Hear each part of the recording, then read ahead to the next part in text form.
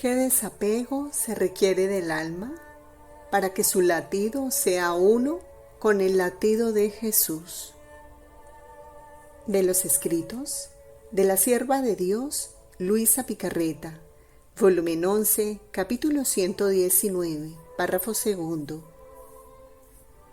Esta mañana, mi dulce Jesús se hacía ver en mi corazón, y su latido latía en el mío.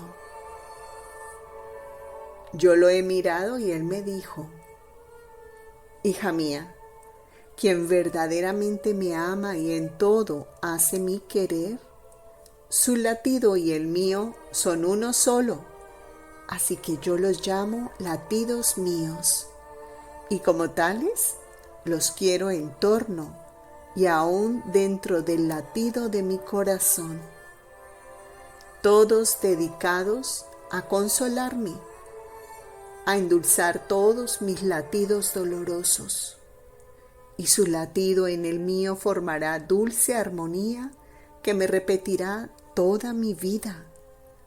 Me hablará de las almas, obligándome a salvarlas. Pero, hija mía, para hacer eco a mi latido, ¿qué desapego se necesita? Debe ser más vida de cielo que de tierra, más divina que humana. Basta solo una sombra, una pequeña cosa para hacer que el alma no sienta la fuerza, las armonías, la santidad de mi latido y por lo tanto no haga eco al mío, no armonice junto conmigo. Y yo me veo obligado a quedarme solo en mis dolores o en mis gozos. Y estos dolores los tengo por las almas que, quién sabe cuánto me prometían. Pero a la hora de llevarlas a cabo, he quedado defraudado de sus promesas. En virtud de la divina voluntad. Volumen 11, capítulo 119. Jaculatoria. Jesús, te amo con tu voluntad y en todo hago tu querer. Que nuestros latidos sean uno, así el mío es tuyo en tu sacratísimo corazón.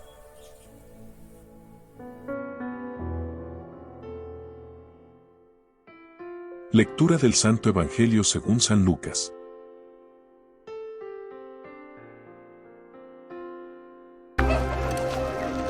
Sus padres iban todos los años a Jerusalén a la fiesta de la Pascua. Y cuando tuvo 12 años, subieron a la fiesta como era costumbre. Pasados aquellos días, al regresar, el niño Jesús se quedó en Jerusalén sin que sus padres lo advirtieran. Pensando que iba en la caravana, anduvieron una jornada buscándole entre sus parientes y conocidos, pero al no encontrarlo, regresaron a Jerusalén en su busca.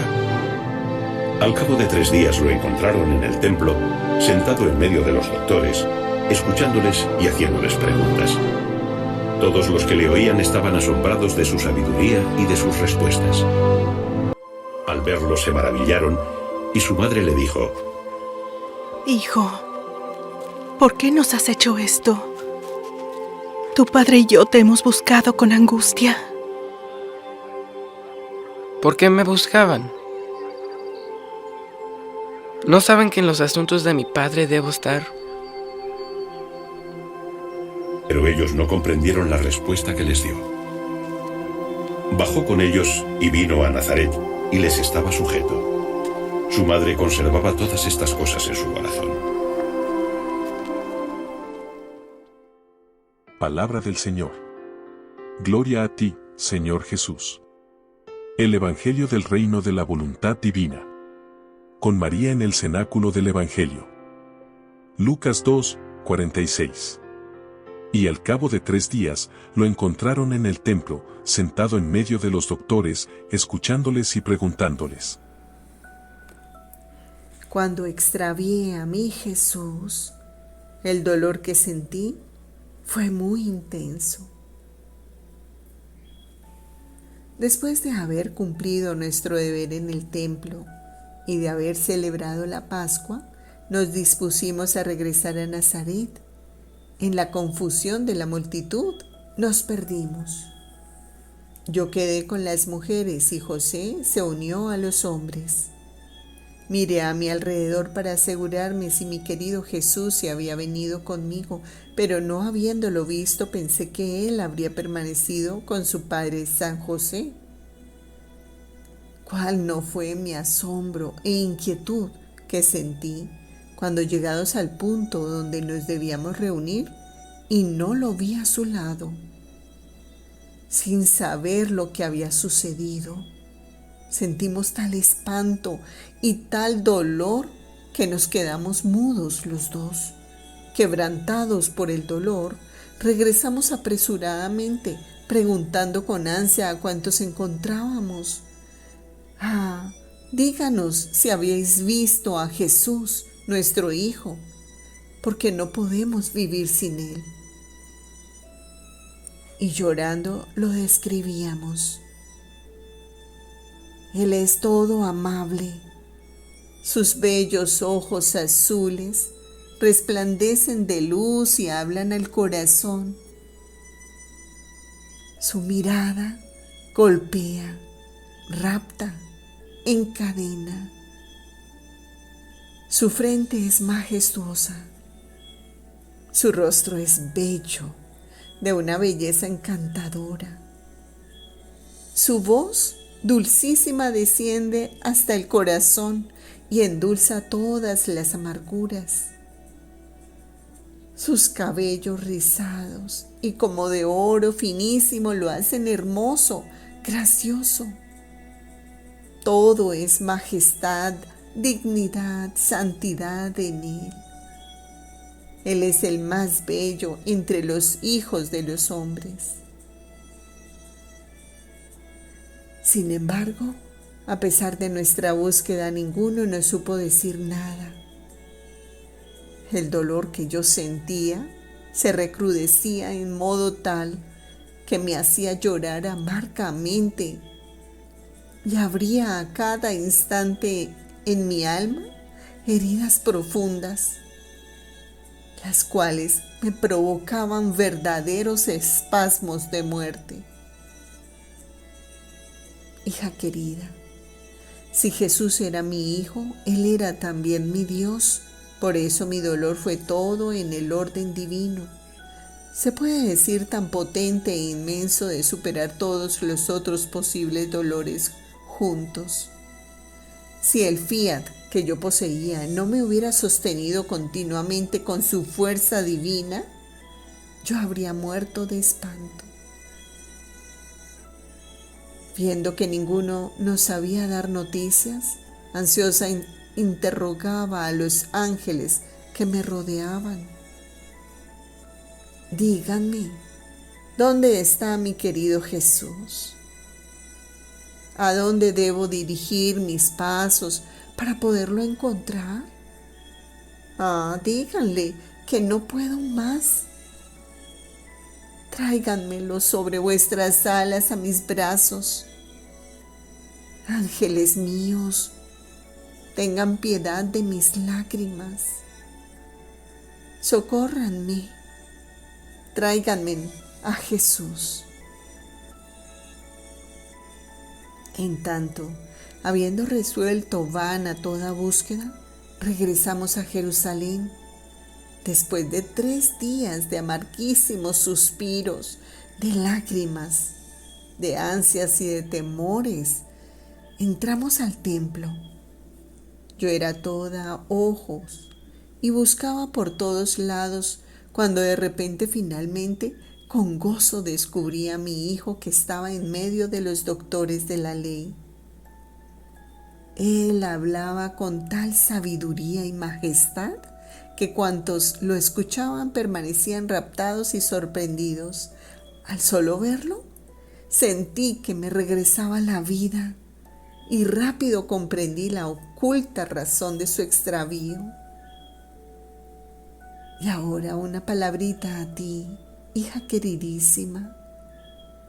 En este misterio mi Hijo quiere darnos a mí y a ti una enseñanza sublime. ¿Podrías acaso suponer que Él ignorase lo que yo sufría?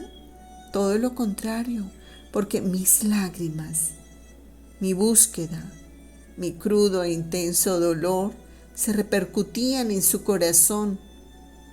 Sin embargo, durante aquellas horas tan penosas, Él sacrificaba a su divina voluntad a su propia mamá, a aquella que Él amaba tanto, para demostrarme cómo también yo un día debía sacrificar su misma vida al querer supremo.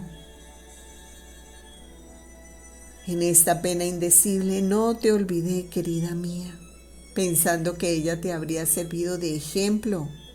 La puse a tu disposición a fin de que también tú pudieras tener en el momento oportuno la fuerza de sacrificar toda cosa a la divina voluntad. En cuanto Jesús terminó de hablar, nos acercamos reverentes a Él y le dirigimos un dulce reproche. Hijo, ¿por qué nos has hecho esto?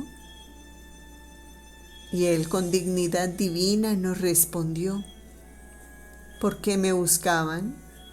¿No saben que yo he venido al mundo para glorificar a mi Padre?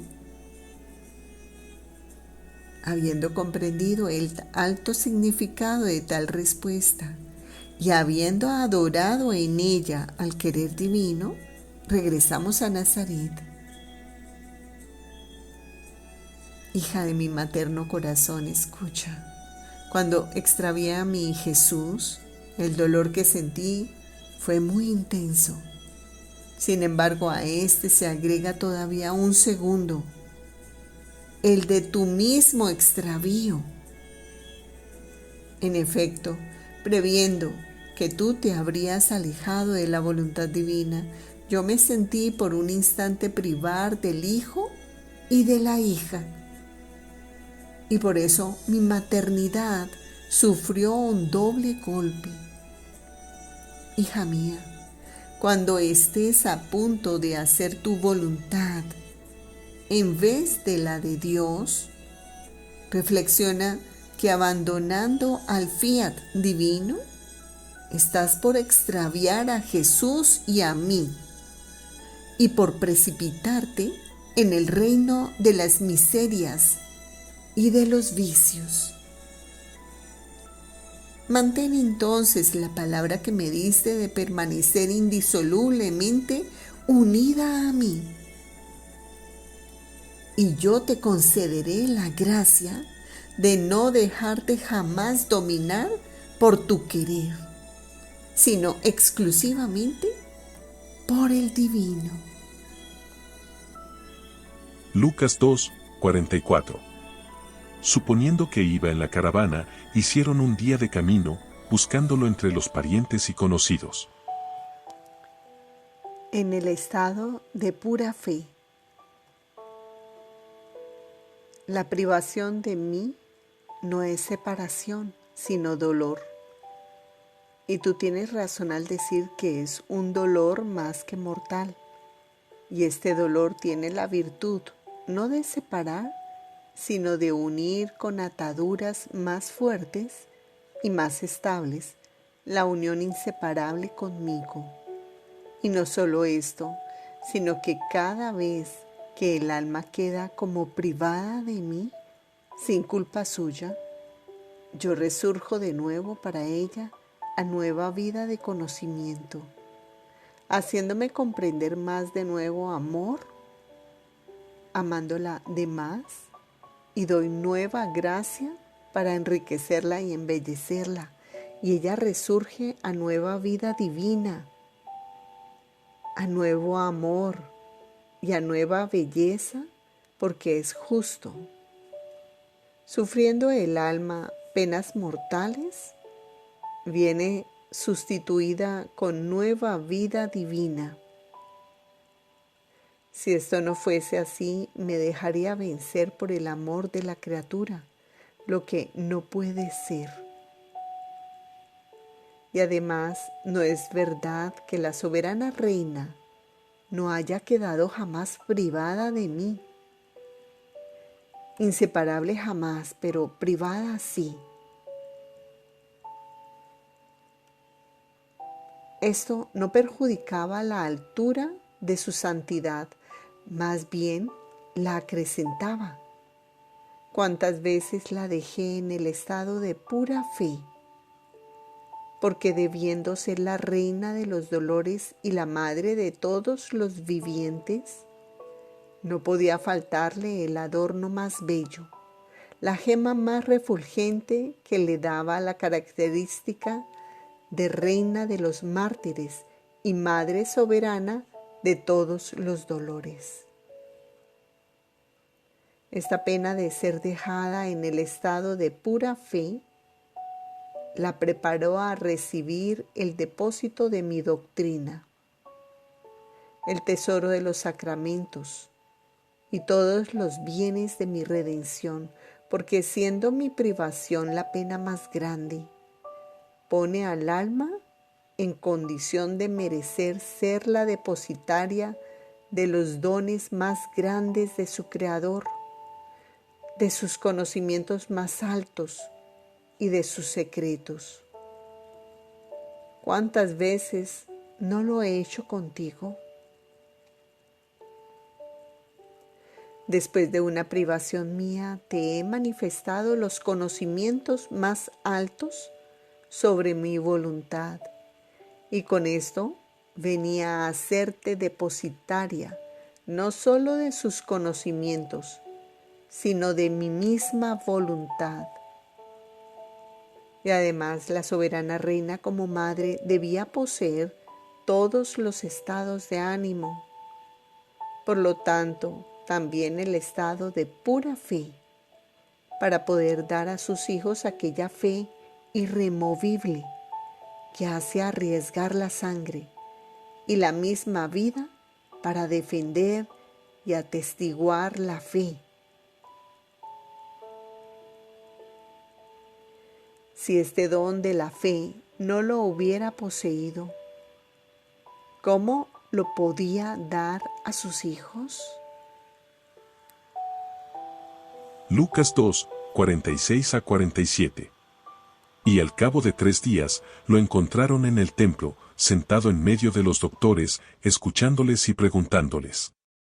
Cuantos le oían, quedaban admirados de su sabiduría y de sus respuestas. Quizá sean doctos, doctores de otras cosas, pero de mi voluntad serán siempre ignorantes. Hija bendita, no te preocupes por nada. Mi voluntad tiene la virtud de hacer morir todo aquello que a ella no pertenece y de cambiar en vida de luz las mismas debilidades y miserias de la criatura. Todo lo que te digo no es virtud de ella, sino es virtud y potencia de mi voluntad que todo puede. Mi voluntad es simbolizada por el sol, que conforme surge, pone en fuga las tinieblas, las hace desaparecer y morir, y conforme inviste la tierra, así da a todas las cosas su vida de luz. Así mi querer, en cuanto la criatura se hace investir por la potencia de su luz, así las tinieblas la dejan, sus males mueren y son cambiados en vida de luz. Y quien esto no comprende significa que es analfabeto y por ello no comprende ni qué cosa es mi voluntad, ni qué puede hacer, ni a dónde puede llegar quien vive en ella y que se hace investir de su luz. Por ello, déjalos hablar. Yo haré las obras y ellos quedarán con las palabras, si no han hecho un estudio profundo. ¿Qué quieres que comprendan? Quizá sean doctores de otras cosas, pero de mi voluntad serán siempre ignorantes. Por ello, dejémoslos a un lado y pensemos en hacer no palabras, sino hechos verdaderos. Fiat, divina voluntad. Lucas 2, 46. Y al cabo de 3 días, lo encontraron en el templo, sentado en medio de los doctores, escuchándoles y preguntándoles: ¿Quién es el templo de Dios? La divina voluntad, templo del alma. De los escritos de la sierva de Dios Luisa Picarreta, volumen 33, capítulo 12. Tú debes saber que el alma en gracia es el templo de Dios. Pero cuando el alma vive en nuestra voluntad, Dios se hace templo del alma. Y la gran diferencia entre la criatura templo de Dios y entre Dios templo del alma. El primero es un templo expuesto a los peligros, a los enemigos, sujeto a pasiones. Muchas veces nuestro ente supremo se encuentra en estos templos como en los templos de piedra, no cuidado, no amado como conviene, y la pequeña lamparita de su amor continuo que debía tener como homenaje a su Dios que reside en ella, sin el aceite puro está apagada, y si jamás cae en pecado grave, nuestro templo se derrumba y queda ocupado por ladrones, nuestros enemigos y suyos, que lo profanan y de él hacen masacre. El segundo templo, es decir, Dios templo del alma, no está expuesto a peligros. Los enemigos no pueden acercarse. Las pasiones pierden la vida. El alma, en este nuestro templo divino, es como la pequeña hostia que tiene consagrado en ella a su Jesús, la cual con el amor perenne que toma, recibe y se alimenta, forma la lámpara viva que siempre arde, sin que jamás se apague. Este nuestro templo ocupa su puesto real, su querer completo, y es nuestra gloria y nuestro triunfo. ¿Y la pequeña hostia qué hace en este nuestro templo? Ruega, ama, vive de voluntad divina, suple a mi humanidad sobre la tierra, toma mi puesto de penas, llama a todo el ejército de nuestras obras para hacernos cortejo. La creación, la redención las tiene como suyas y hace de comandante sobre ellas, y ahora nos las pone como ejército alrededor en acto de oración, de adoración, ahora como ejército en acto de amarnos y glorificarnos, pero ella siempre a la cabeza para hacer lo que quiere que hagan nuestras obras, y termina siempre con su estribillo tan agradable a nosotros: tu querer sea conocido, amado y reine y domine en el mundo entero. Así que todas las ansias, los suspiros, los intereses, las premuras, las plegarias de esta pequeña hostia que vive en nuestro templo divino son que nuestro fiat abrace a todos, haga a un lado todos los males de las criaturas, y con su soplo omnipotente se haga lugar en los corazones de todos para hacerse vida de cada criatura. ¿Se puede dar oficio más bello, más santo, más importante, más útil al cielo y a la tierra que el de esta pequeña hostia que vive en nuestro templo? Además de esto, nuestro amor, nuestra potencia hacen todos los desahogos, todas las industrias, todas las estratagemas con quien vive en nuestra voluntad. Nuestro amor se hace pequeño y se encierra en el alma para formar su vida. Y de esta quedan solo los despojos para quedar cubierta. Nuestra potencia se hace inmensa cual es y se forma templo suntuoso para tenerla dentro, al seguro, y gozar de su compañía.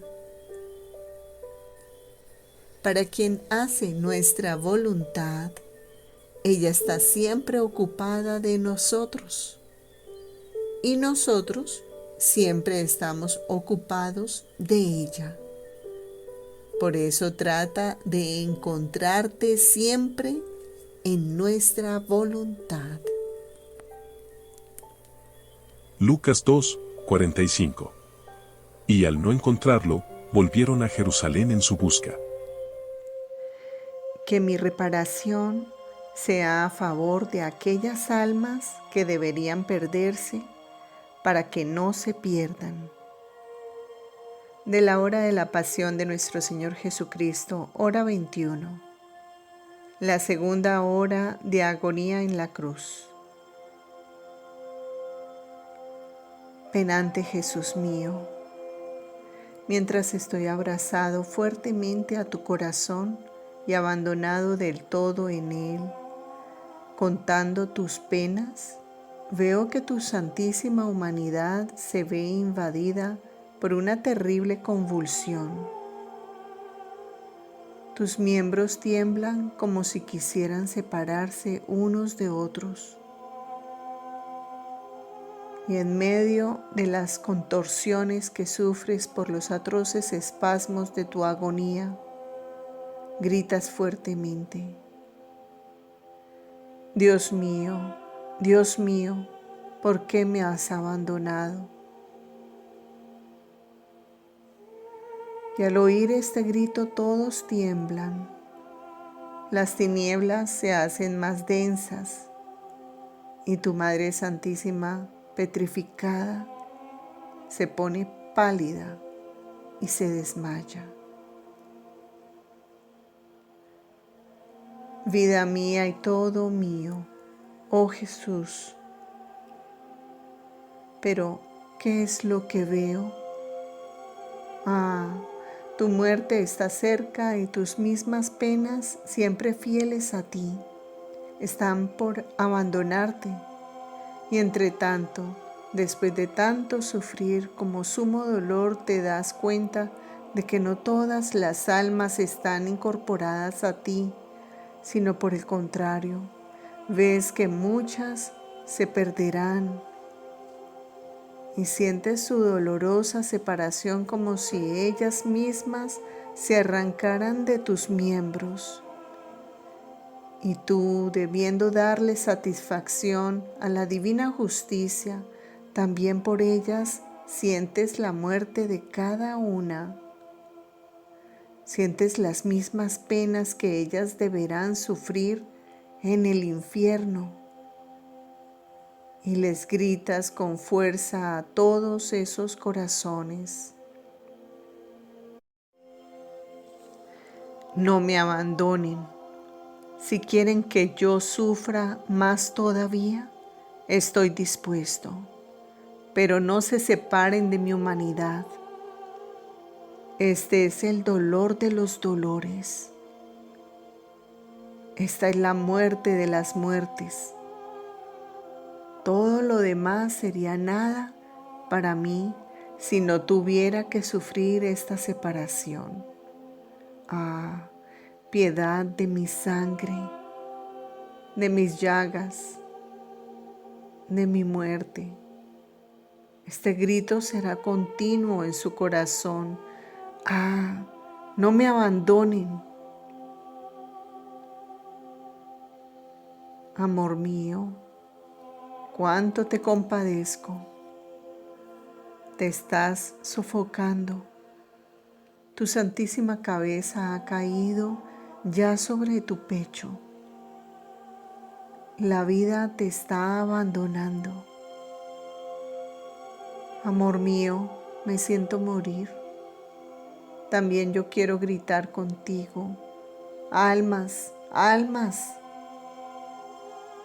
No me separaré de tu cruz y de tus llagas para pedirte almas, y si tú quieres, entraré en los corazones de las criaturas. Los rodearé con tus penas para que no se me escapen. Y si me fuera posible, quisiera ponerme a la puerta del infierno para hacer que retrocedan las almas que están destinadas a este puesto y conducirlas a tu corazón. Pero tú agonizas y callas, y yo lloro porque veo que estás por morir. Oh Jesús mío, te compadezco, estrecho tu corazón fuertemente al mío, lo beso y lo miro con toda la ternura de la que ahora soy capaz, y para procurarte un mayor alivio, hago mía la ternura divina, y con ella quiero compadecerte. Quiero convertir mi corazón en un río de dulzura y derramarlo en el tuyo, para endulzar la amargura que sientes por la perdición de tantas almas. Verdaderamente, es muy doloroso este grito, oh Jesús mío, más que el abandono del Padre. Es la perdición de las almas que se alejan de ti lo que hace que se te escape del corazón este doloroso lamento. Oh Jesús mío, aumenta en todos tu gracia para que nadie se pierda, y que mi reparación sea a favor de aquellas almas que deberían perderse, para que no se pierdan. Te ruego además, oh Jesús mío, por este extremo abandono, que ayudes a tantas almas que te aman y que tú, para hacer que te acompañen en tu abandono, parece que las privas de ti, dejándolas en las tinieblas. Que sus penas sean, oh Jesús, como plegarias que llamen a todas las almas a tu lado y que conforten tu dolor.